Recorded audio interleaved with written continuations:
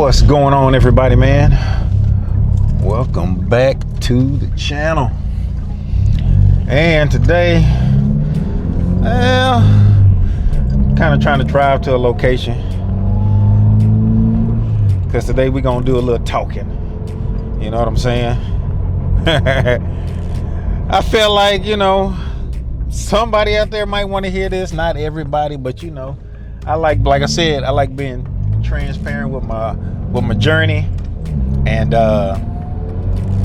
things I'm doing, and kind of just in case you're trying to follow what I'm doing, or trying to, you know, or using it as a guideline as to figure out what you want to do with your ride, man. Hey, I'm gonna pretty much tell you guys today's video is gonna be about what I did and how you could possibly get yourself to 300 plus horsepower. Now for me, there's been a horsepower number I've been wanting to have for a long time, just to see what a car would feel like with that kind of power. And at that time I was doing Hondas and I was all motor, so it was dang near impossible to get that all motor, but it's expensive, I'll put it that way. But my horsepower number right now to the wheels is 350, and that's with the help of the 85. But all of the mods and stuff that I used to get myself to that point, we about to go on and sit down and talk about that right now.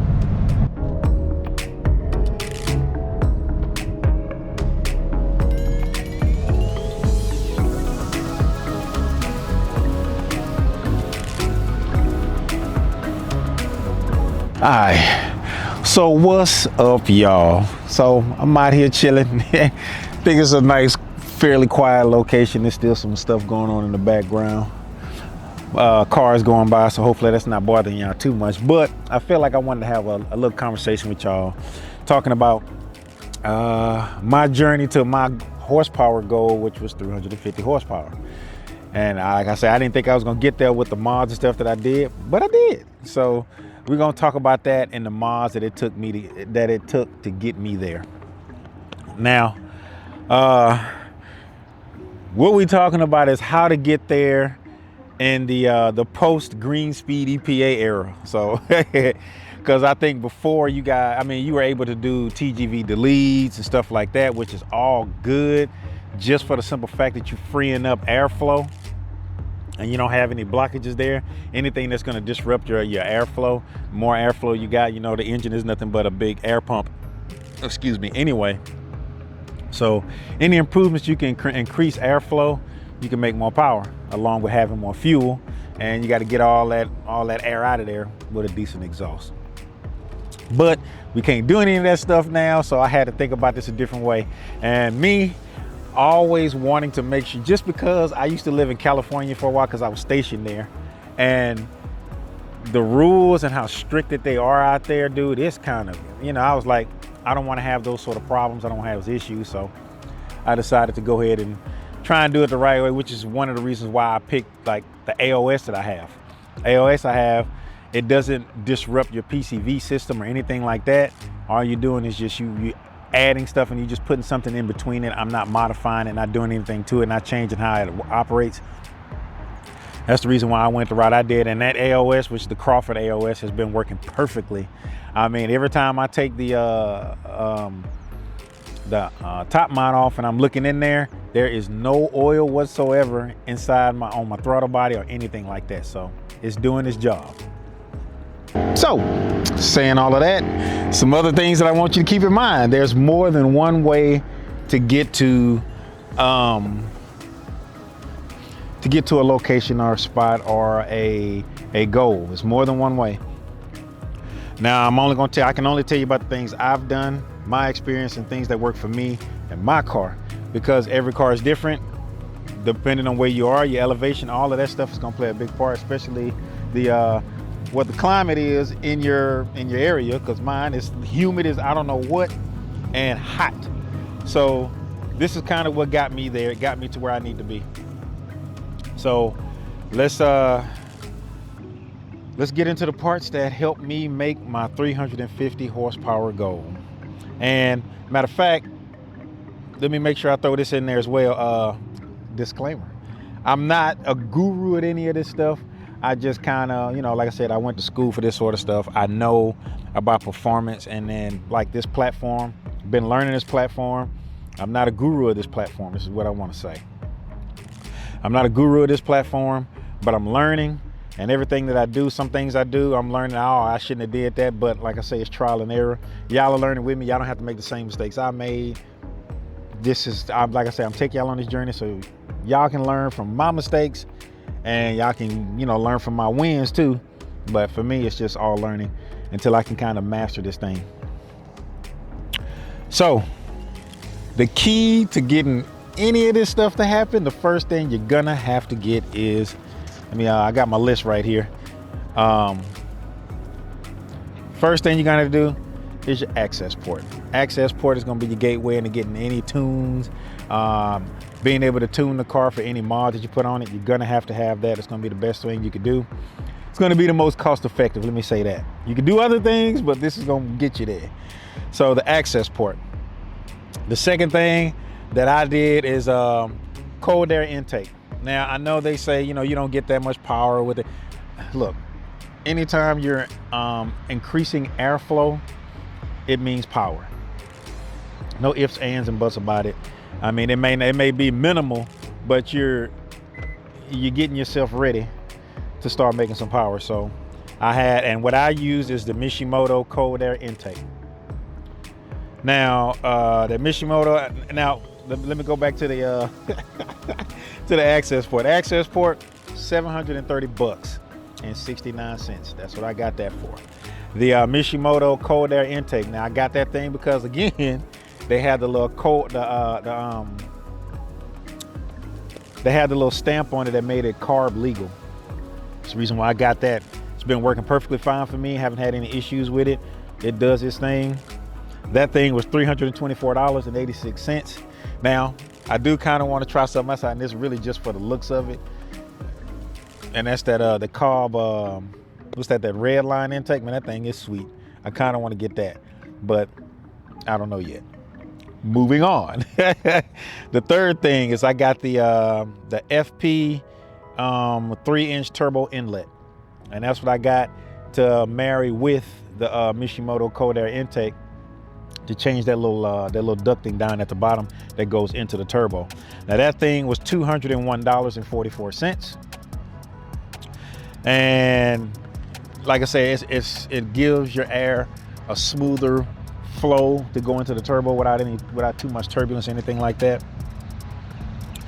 The fourth thing, this really opened up the power for me, and it was and they don't sell this thing anymore. They discontinued it just because, like I said, that green speed thing. Cobb's Catted J-pipe. I kept it catted because I didn't want those issues. You know, my last car, I had to do a whole lot above and beyond just to get an inspection sticker. So it was too much. I didn't want to deal with all that. It's a hassle.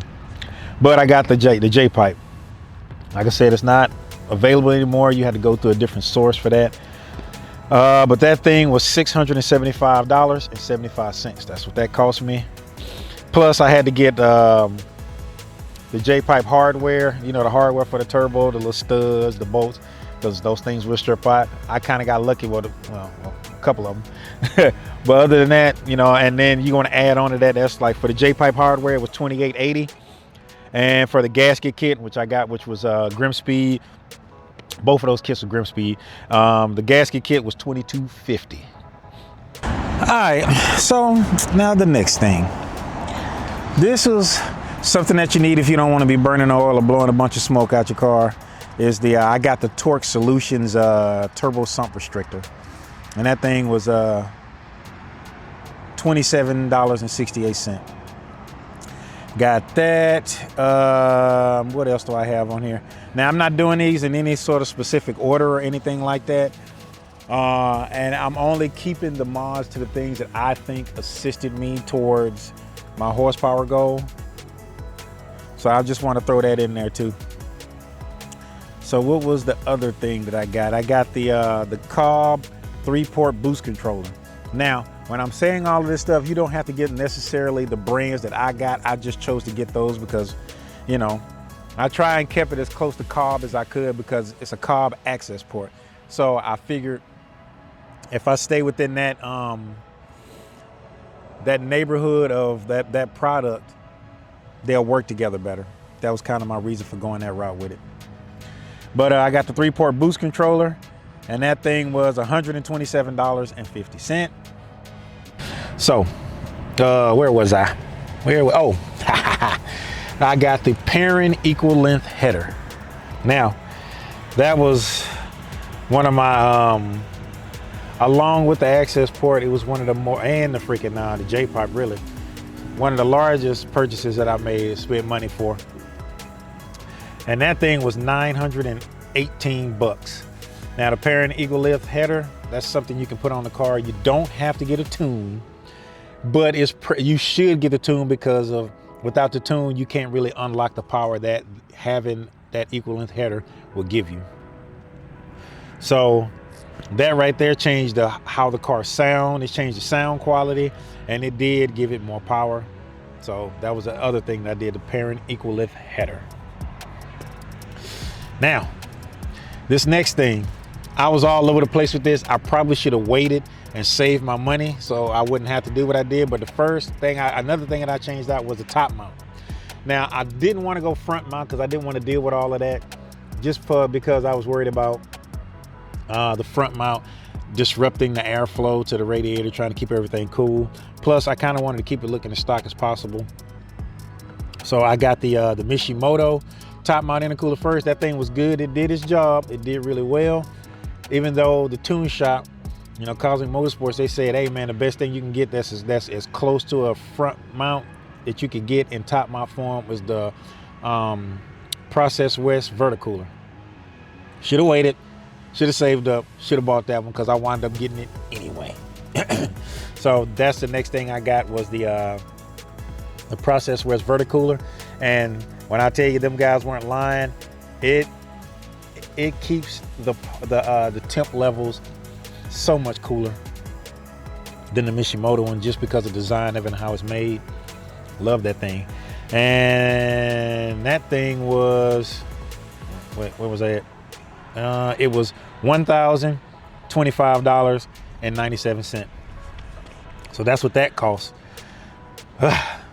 Getting up there in price, fool.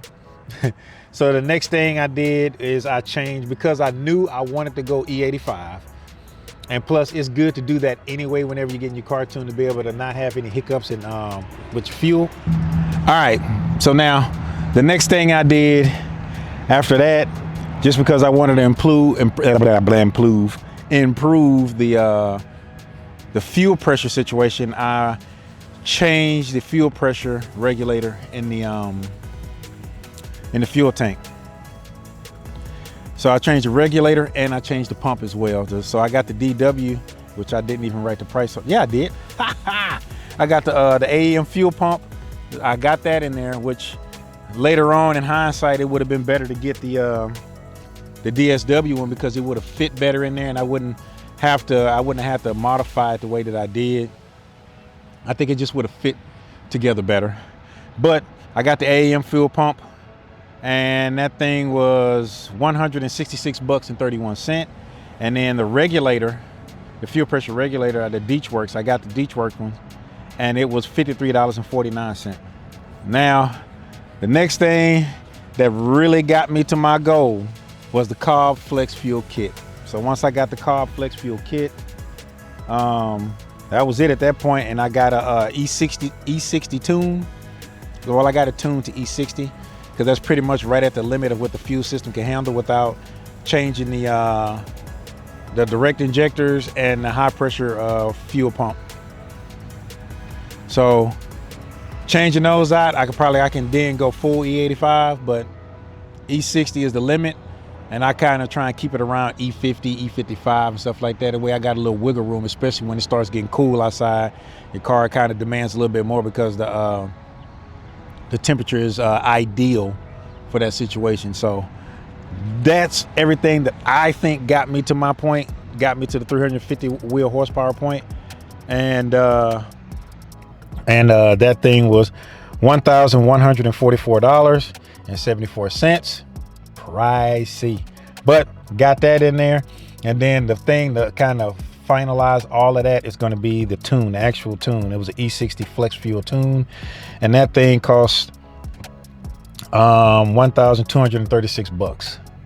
So all together, for me to get myself to the 350 wheel horsepower that I have now, cost me all together $7,807.73. So that's what it cost me. So basically, if we wanna equate that into how much I spend per horsepower. Per horsepower, I spent $61 per horsepower to get myself to 350 horsepower. I'm telling y'all all of this stuff so y'all can kind of put it into perspective, you know what I'm saying? Just so you know what you're getting into. But like I said, if you're into performance and you're into modifying your cars, that kind of stuff don't matter. It's how your car feels, which is, for me, that's what I wanted. I spent a lot of money, but for me, it's all worth it, because at the end of the day, you get to enjoy your car every single day, dog. So when you're riding and you got that smile on your face, you be like, money well spent, baby. You know what I'm saying? So that's I kind of want to just give you guys that information, just to let you know. So if you guys are thinking about modifying your cars and you're worried about stuff like me, I wasn't really worried about warranty or anything like that, because for me, I am my warranty. So if anything breaks, I'm gonna fix it. You know what I'm saying? So if it takes where I have to take it into the dealership, then some things I'm probably gonna have to. Depends on what it is, but for the most part, I'm gonna try and figure it out myself and get it fixed myself. And man, it is hot. I am sweating. But that's kind of all I got for you guys on this one, man.